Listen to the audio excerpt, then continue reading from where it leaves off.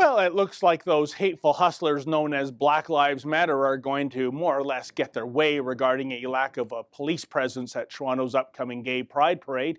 You may recall that last year, members of Black Lives Matter decided to hijack this parade by staging a sit-in on the parade route as part of their ongoing PR campaign against law enforcement, which they consider to be racist, of course.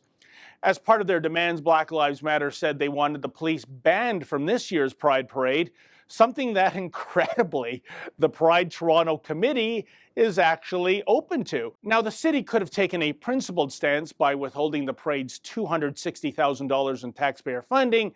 Alas, that would require having a mayor with testicular fortitude, something that sadly AWOL when it comes to His Honor John Tory, the poster boy for milquetoast.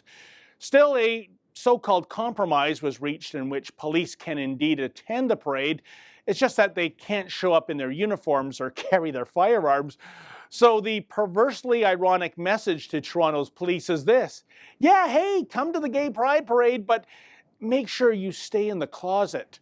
As an aside, when it comes to the no uniform rule, what's going to happen if these gay lads show up?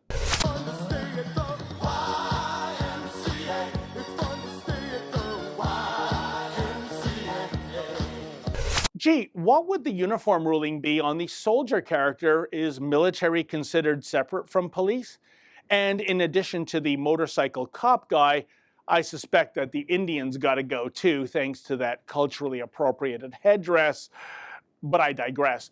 But back to Black Lives Matter, for I have a delightful sidebar to this story. Last week, Kevin Johnson, who runs a website called freedomreport.ca, was at Nathan Phillips Square to take in a protest and a counter-protest that was held by Antifa.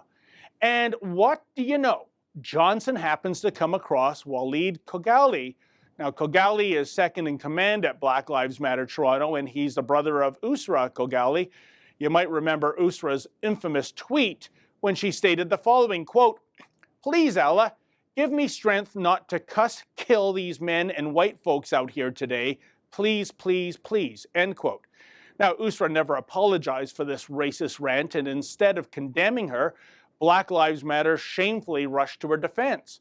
But just watch what happens when Johnson approaches Usra's badass brother Waleed to simply engage in a civil discussion. Get away from me. This is criminal harassment right now. This is criminal harassment. Get away from me. This is Waleed Kogali for Black Lives Matter.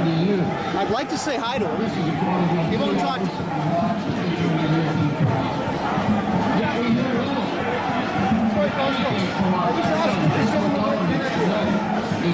Anyway, would you like to talk to the officer? Talk to the officer. It is important to understand that World War II. Can you believe your eyes?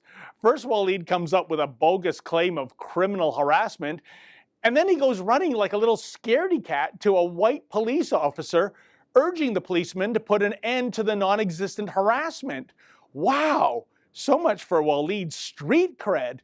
So it would appear to me that the unofficial slogan of Black Lives Matter is the following, quote, "We hate the police, except of course, when we need the police," end quote.